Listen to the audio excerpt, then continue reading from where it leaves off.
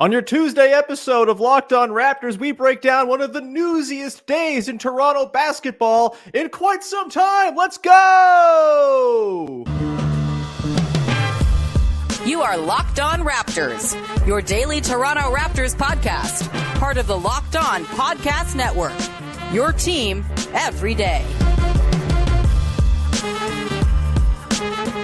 Hey, what's going on? And welcome to another episode of Locked On Raptors, part of the Locked On Podcast Network, your team every day. It is Tuesday, March the 5th, and I'm your host, Sean Woodley. I've been covering the Toronto Raptors now for 10 seasons on various platforms. You can find all my work over on the Hell website at Woodley Sean. You can find the show on Instagram at Locked On Raptors. And of course, you can join us in the Locked On Raptors Discord server. The link is in the description of the podcast. It's free to join. It's a great place to come hang out with sickos just like you who love the podcast, who love the Raptors, who love talking about 10-day contract signings. It's a great spot to be, to come talk about the team. Link in the description as always. Again, free to join. Would love to see you be part of our listener community on the Discord. Of course, you can find the show for free on your favorite podcast app of choice. Follow, subscribe, rate, review, tell a friend. Always appreciated when you support the show on the audio side of things, however you support it. Plus, you can go to the YouTube channel, subscribe to the Locked On Raptors channel, hit the little notification bell, and you'll get a push notification to your device when the show is about to premiere, which is a wonderful thing because who doesn't want more me yelling in your ear in the morning, huh? Go subscribe. Thanks very much for supporting the YouTube channel. It's much appreciated. Today's show is brought to you by our friends over at FanDuel. Make every moment more. Right now, new customers get $150 in bonus bets with any winning $5 bet. That's $150 if your bet wins. Visit FanDuel.com/lockedon to get started. And we will get started.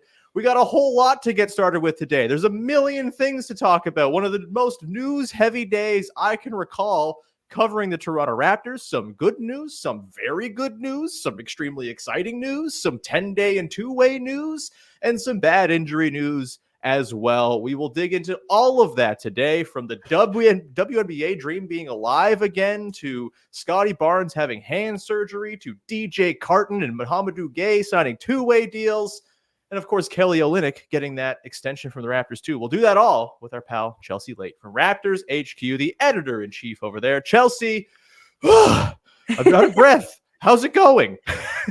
So good, honestly. Yeah, so much news. You're right. It's very overwhelming, but I'm good. I'm excited to talk about it all. Yes. So we will do our best to get through all of the stuff that came out of the Toronto basketball landscape yesterday. We'll start with Kelly Olynyk signing a 2-year, $26.25 million extension with the Toronto Raptors. I believe the max he could have gotten under his current deal and the CBA rules, et cetera, et cetera. And he will be on the Toronto Raptors now through the next couple of seasons, figuring to be their backup center of the future, playing small ball 4, I guess big ball 4 next to Jakob Poeltl once in a while as well. I would expect that down the stretch, especially as they are very depleted of players, as it turns out. But Chelsea, what were your first response and reactions to the Kelly Olynyk extension? I'll get into what I think, but let's leave it over to you first. What you got? Well, where were you feeling? How are you feeling when you saw the news come down? Where were you feeling? That's a weird question. That's not what I meant to say. How were you feeling when the news came down that Kelly Olynyk would be in Toronto for 2 more seasons beyond this one? I mean, we've been expecting it for a while. People have been saying that this extension was coming basically since he got traded. So it was just kind of a matter of when. I think it was funny that the Raptors decided to just have it in midday yesterday, in midday, and just check him off all the boxes. I was like, catching okay, up on emails. Yeah. Which I need to do. So respect to them. But yeah, so it was expected, but I'm glad that he got the max he could get. And he's been very vocal about wanting to stay here. Obviously, he's for anyone who doesn't know, he's from Toronto. He's from Scarborough. So he was very excited to be traded here and very eager to get that extension. So, I mean, it was only a matter of time, and it's exciting. And I'm excited that he is locked in for the future. We love the symmetry that you bring to the podcast, Chelsea. Head on a swivel. It's why you're a great guest. Yeah, for me, I think this sort of affirms that the Raptors cannot lose this trade now. This is an affirmation that they have, in fact, won this trade with the Utah Jazz, kind of independent of what even happens with Ochai Agbaji and his development over the next couple seasons. You trade the 28th pick in the draft, 27th pick in the draft, whether it's the Clippers or Thunder, it's going to be a high pick. You trade that pick and you get 2+ years of Kelly Olynyk offering extremely high-end backup center play and bringing skills to the table that are incredibly important for young player development around him. Again, we saw this with the Jazz the last couple seasons, a team that overachieved kind of, as a rule for the last couple of years until Danny Ainge pulled the plug in, giant loser trades. But Kelly Olynyk there with young players, like it was a very clear effect he had. I talked to David Locke, our pal and boss of the Locked On Network, who covers the Jazz, does play for the Jazz, and, could not sing the praises highly enough of how Kelly Olynyk fit into that young team and helped everyone get better around him. And we've seen it, right? He makes those second units way more viable. His fit with Grady Dick and Ochai Agbaji has been pretty amazing. Obviously, those bench units a little bit less potent now with no Scottie Barnes. They got to figure out the rotation there, but I think it's a no-brainer. And, the 28th pick in the draft, odds are it's not going to become someone who offers more production than Ochai Agbaji and Kelly Olynyk are over the next 2+ seasons. So, a home run trade for me for the Raptors. I know the sort of the pick counters out there were like, oh, the Raptors, they're rebuilding? They traded a first-round pick? How dare they for a 32-year-old? Turns out having good players on your team is important, even when you're young and rebuilding, and not all first-round picks are the same. What have you enjoyed, Chelsea, about the Kelly on-court experience, and what are you looking forward to now that he's locked in for the next couple of years, as far as what he can bring to what the Raptors are trying to do with their, especially on offense, right? Like he seemed to fit really nicely within what they're doing in Darko's scheme. Yeah, I think, he's fitting in nicely to, like you said, the scheme. But I also think, especially just having lived through the Tampa days and the aftermath of give this team a center, to have some depth in the front court is something that's really exciting. To finally be okay, we have more than one guy down there that can do stuff that the team trusts. Because, we've had some of these guys come in and out over the past couple of years, but no one has been someone other than Jakob Poeltl, of course, to trust to be there for a while, to trust to build chemistry, to trust to bring those bench minutes. And so I think Kelly Olynyk was honestly one of the best people they could go out and get, because that he's committed to the team. He has that hometown thing we're all talking about lately, because the Raptors are having this Canadian basketball moment, which I love. Anyone who follows my work knows how much I love Canada basketball. So, that's fun. And then you also get this depth where Kelly Olynyk is so experienced that you can put him, like you said, doing a big four kind of moment with Jakob Poeltl. You can take him off the bench, play him as a center. He's gonna, mentor these young guys a lot. He's going to give them a lot of just energy. He is really good, and you see that with Team Canada as well. Sometimes he's just the guy who ends up putting the team on his back and getting it done when maybe some other people are having rough nights. And so he just brings that kind of energy that an experienced vet brings. And he's just it just adds a little bit extra to this team that was really lacking in the front court for a while. And it's funny because we had all those years with all those 6'9" forward guys, and then then we traded them all, and now so it's nice to have. And now with Scottie Barnes out, you're a little bit more thankful that we have a tiny bit more depth in that position. No doubt. I think for me, Chelsea, the thing that I love about having Kelly on the team is with Jakob Poeltl and him, yes, they're different players. Jak is more of a roll gravity, rim protector. Kelly does stuff off the bounce. He's a three-point shooter, obviously, although that hasn't quite come around yet as a Raptor, just 26% with Toronto. That's going to come back up. He's been a very good shooter for the last couple seasons here. But the thing I love is that over the course of 48 minutes, you can just run your stuff. You don't have to sort of take out a chunk of the playbook because you can't flow through your big men the way you would when Jakob Poeltl's on the court, right? It's just those guys can do the same stuff as hubs at the elbows to allow you to spend 48 minutes a night kind of instilling yourself in the offense you want to run long term. And I think that's just so valuable. Obviously, I think, Olynyk has his issues with defensive rebounding. Those lineups are always going to be tough to, they're going to have other guys have to sort of gang rebound and play bigger than their size on the glass. Yep. But overall, I think having playmaking at the 5, reliable center play for 48 minutes for only $33 million a year for the next little while here. You could do a lot worse. And I also don't think Chelsea, it precludes them from, say there's a really good center prospect in the draft they feel great about. You can still go draft that guy. You can play Kelly at the 4. You can, find space for 3 bigs in this front court rotation. And I don't think you'll be any worse for wear either. So all good. Thumbs up on the Kelly Olynyk extension. I think from our end, we're going to come back on the other side, talk about some less inspiring news. Scottie Barnes had hand surgery yesterday. Bit of a bummer. We'll talk about that and the probable end of his season and what comes next for a bunch of guys on the team. Who has much to gain from the Toronto Raptors no longer having their best player down the stretch? We'll get into that coming up in just one sec.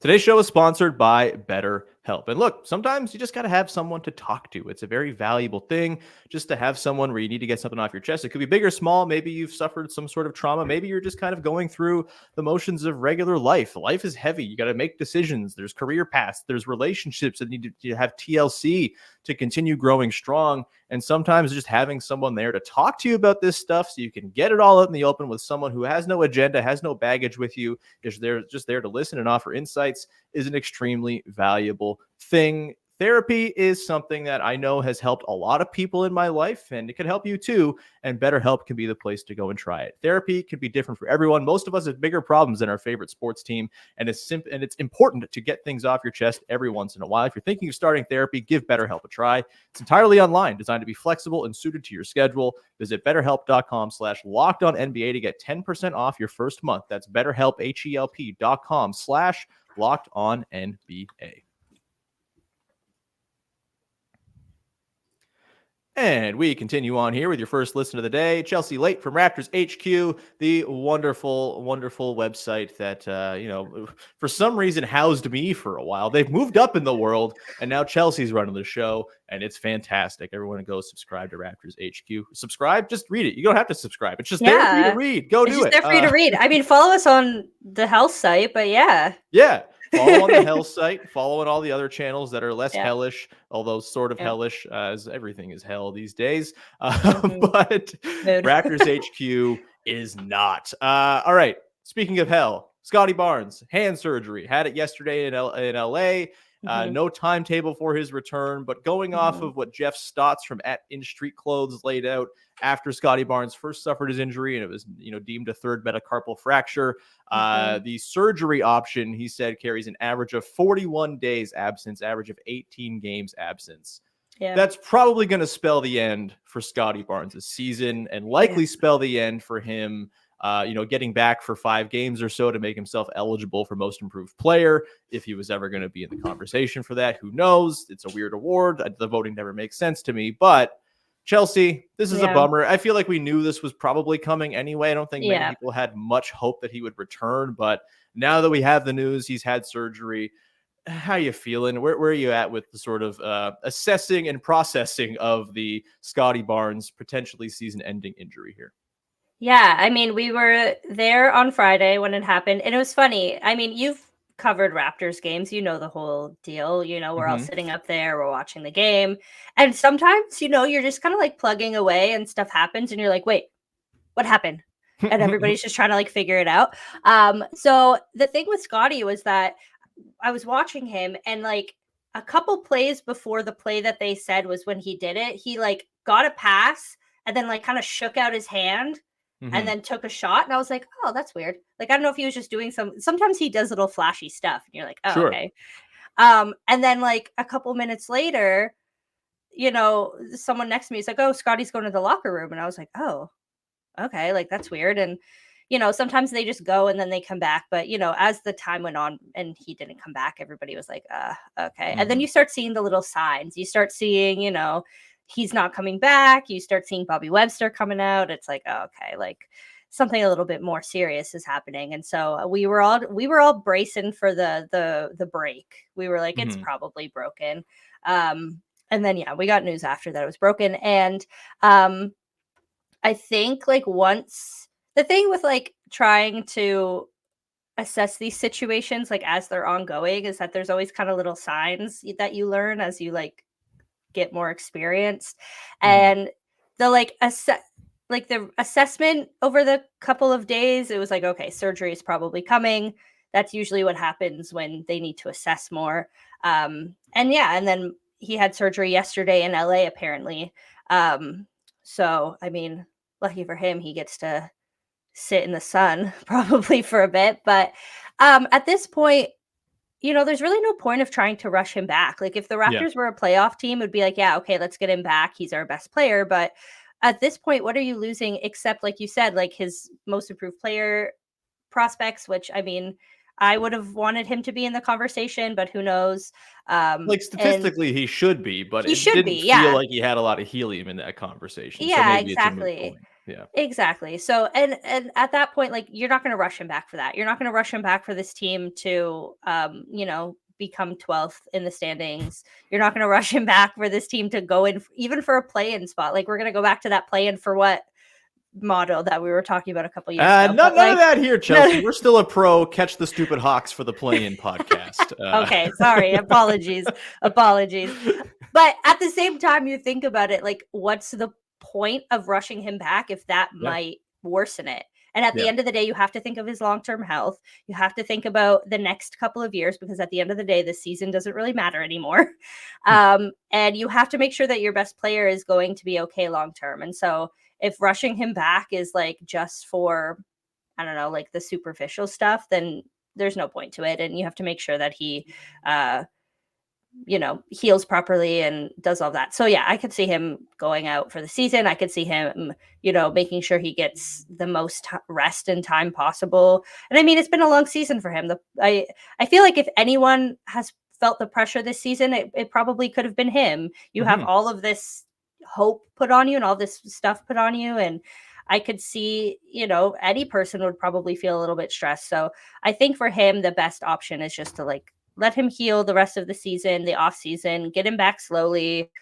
Don't rush and just think about next season. And I mean, if this season was any indicator of his trajectory, then, hopefully he can heal up nice and good and get a nice, good off season in. Yeah, for sure. Like, if he could come back and there would be like a 15 to 20 game runway on the other side of it, I think it'd be worth bringing him back, because I do think, what I was excited for down the stretch of this season was sort of laying foundation for next year. So you're not going in starting behind the start line. You're starting like at the start line or with a little bit of a head start.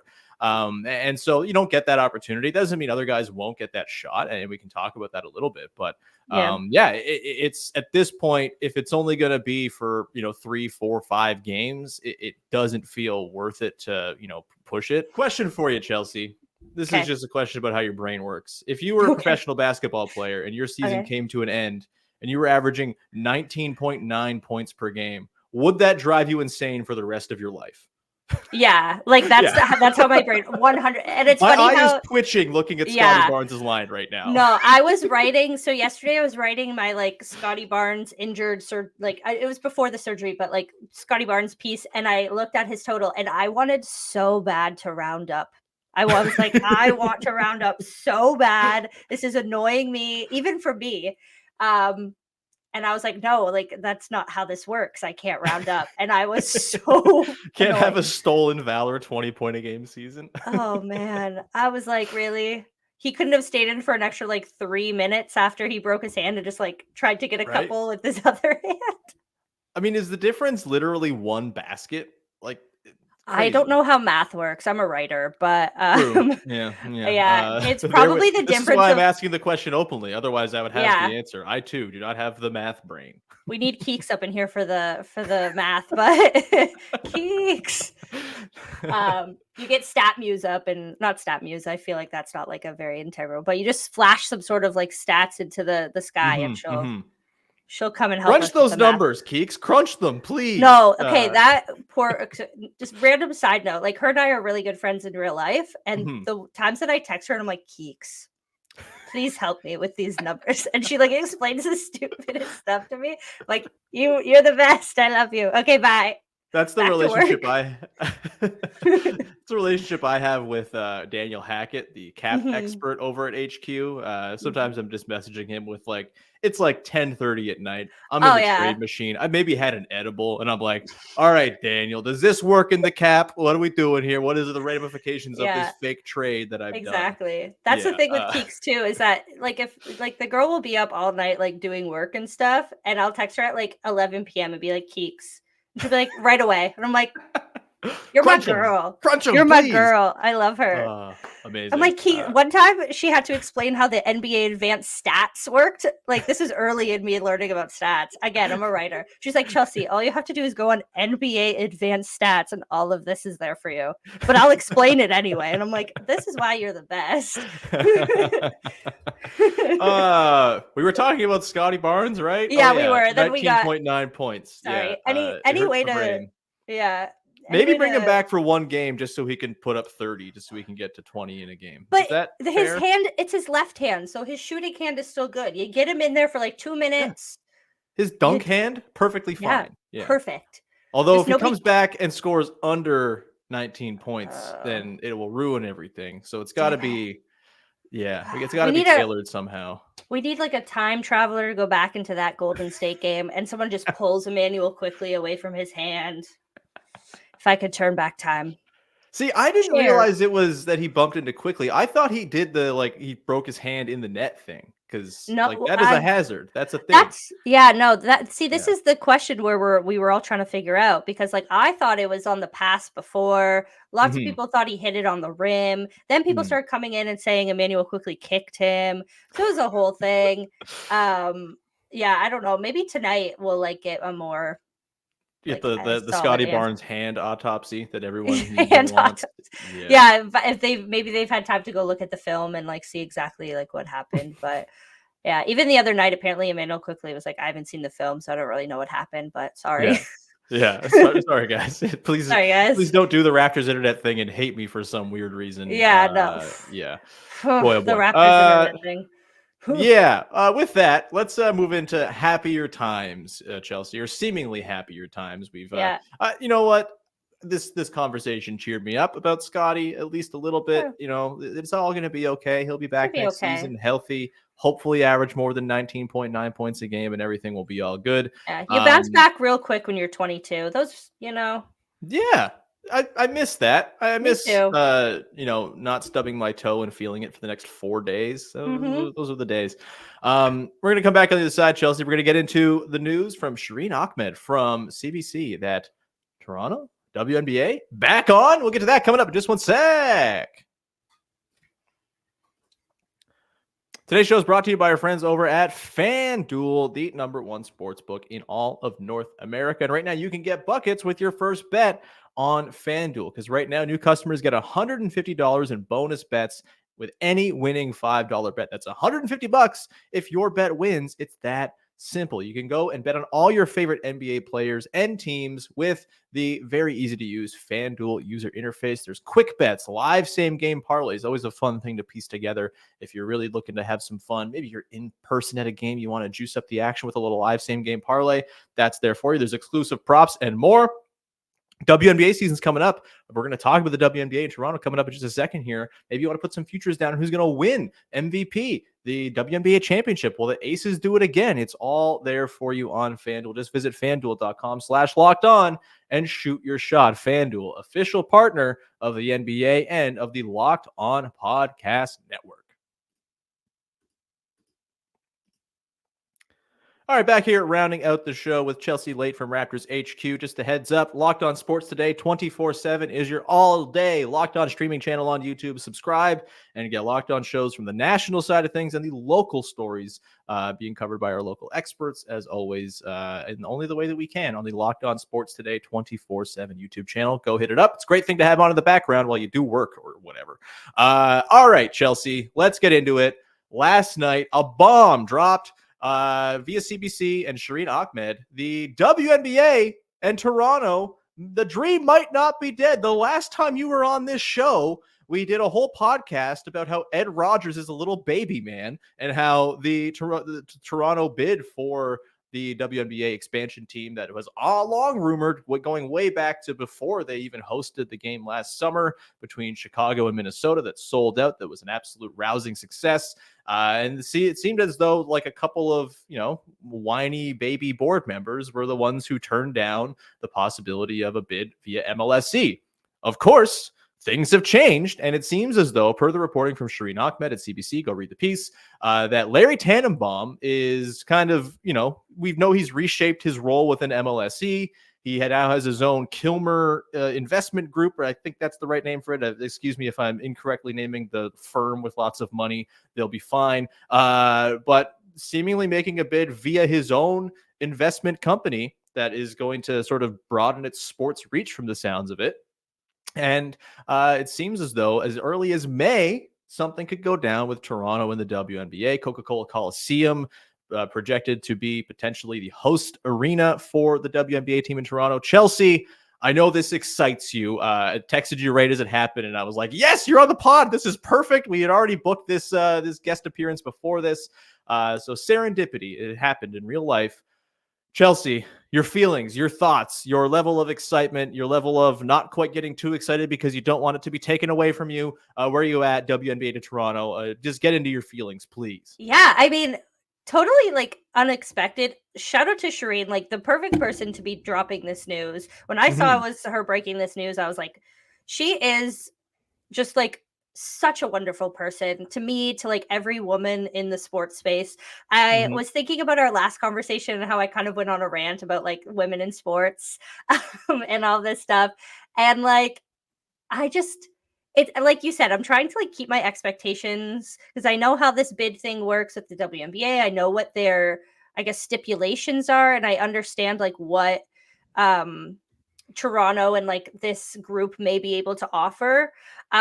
But I feel like what people don't know is that the WNBA is in a very precarious situation right now with expansion, where they announced San Francisco. So San Francisco is for sure coming in 2025. Yep. And then they had like a Portland situation, which is when we kind of thought Toronto might be in the mix, but then the plug got pulled, and then Portland pulled out. So then they were left with like this random like 13 team situation for next year, and everybody was like, how's that going to work? Because like with playoffs, and the WNBA doesn't in a season tournament like the NBA does, but we did it before.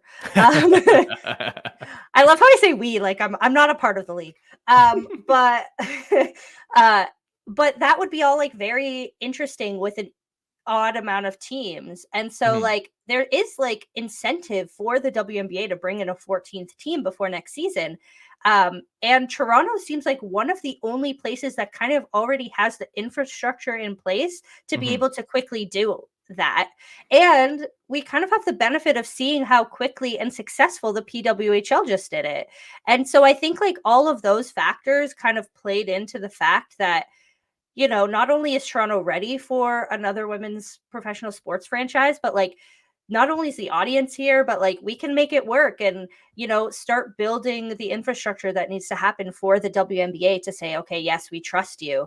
And I mean, I was at that PWHL game a couple of weeks ago. It was the same, energy as that WNBA game last year. And people were like, oh, it's like a one-time thing. But like, I feel like every time Toronto has been asked to prove themselves as a women's sports hub, they just go above and beyond. Toronto PWHL has been sold out since before the season even started.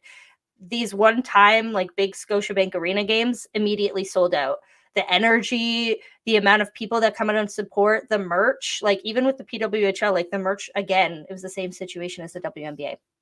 So try not to get my hopes up too much, but like it seems like everything is falling in place. And then you get someone like Teresa, who I think everybody was really confused last week when we were kind of like, oh, it's her last day. Like, yeah, for like, those who don't know, Teresa Resch, VP of Basketball Operations and Player Development for the Raptors for the last little while. Her last day with the franchise was Friday, and it didn't seem like it was any sort of like, bad split or anything like that. It was just sort of like a copacetic, oh, I'm done now. And it makes a whole lot more sense now, carry on with what you were saying. Yes. So that was a little confusing. And so my WNBA spaces are mostly Americans, obviously, because we don't have a team here. So then I end up writing for like American places. And it's funny because when this news dropped yesterday, so I write for a site called Winsider. If you're into the WNBA, it's like one of the best places, like everyone who writes there. And I'm not just saying it because I write there, but great stuff.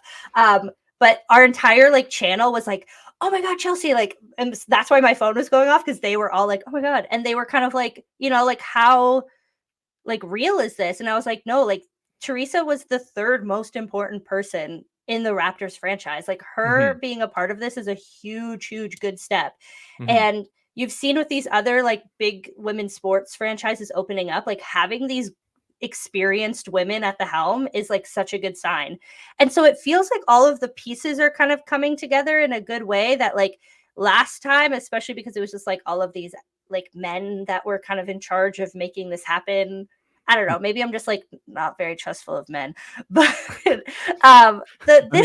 history says nepo baby men, not the best. Not the best, yeah. So it seems a little bit more safe this time. It seems a little bit more like trustworthy a bit this time. And I mean, in terms of general feelings about getting a WNBA team, like I can't even like process it right now, because it would be a dream. Like I know, like myself included, there are so many people who love this league so much. And the fact that like it's so hard to like travel to go see like the games, and it's so hard to like to have a team here would just open up so many like things, not only just in the women's sports community, but like opportunities for people to do really impactful work, and opportunities for people to come to Canada and like see how great our basketball community is. The opportunities for like young girls to see what they could be and develop into great basketball players. It could only do good things for our incredible Canada basketball program. Like there's so many aspects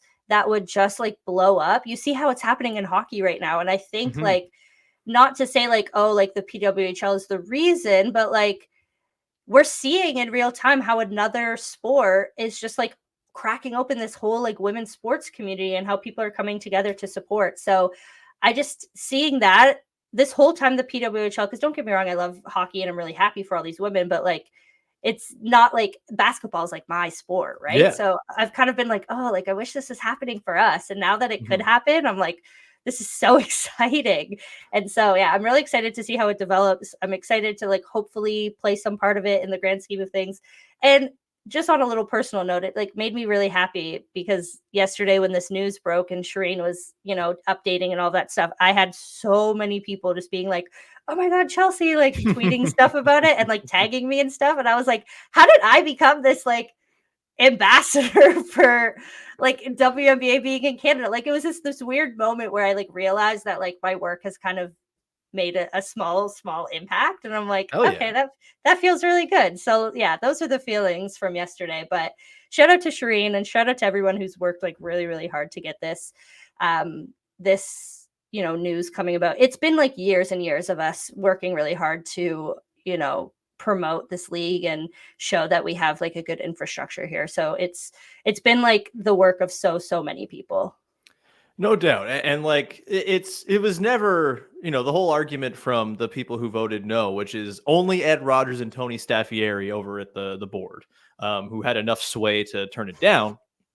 The argument against it, like as like a business venture, never made sense. It's absurd. Like it's a $50 million expansion fee. They are going to make that back. They're going to print money with this team, considering what the demand figures to be. And, especially if it's going to be at an 8,000 seat arena and not Scotiabank Arena. I mean, it's bad for us folk who want to buy season tickets probably, but good for the league making a ton of money off of the WNBA in Toronto, which is, again, I think a thing to sort of justify doing it. It's going to be one of the most profitable teams in the WNBA, probably from day one, just because of the demand and because of the basketball interest that's already here. And to your point, like, it only will mean good things going forward. Michael Bartlett, the president of Basketball Canada, is quoted in Shireen's piece talking about sort of the two things that would really strengthen women's basketball in Canada. One being a WNBA team in Toronto, which he says would have sort of a similar quote unquote lightning rod effect as the Raptors did for basketball, which I think is pretty undeniable. And then the second thing is a domestic league for women, which you would think a WNBA team might be something that kind of sets the stage for that, right? Increased interest, increased, demand and playing and all of that. That could set the stage for a domestic league akin to the CEBL starting up on the women's side of things as well, which there's so much talent in obviously the NCAA and of course in U Sports as well for women's basketball. You could fill out a Canadian league pretty damn easily, I would say. So yeah, can only mean good things going forward. It's extremely exciting. I'm also so happy for you as someone who I know has been covering this stuff, and to get all those texts, it reminds me of when I get texts when Terrence Ross did a cool dunk.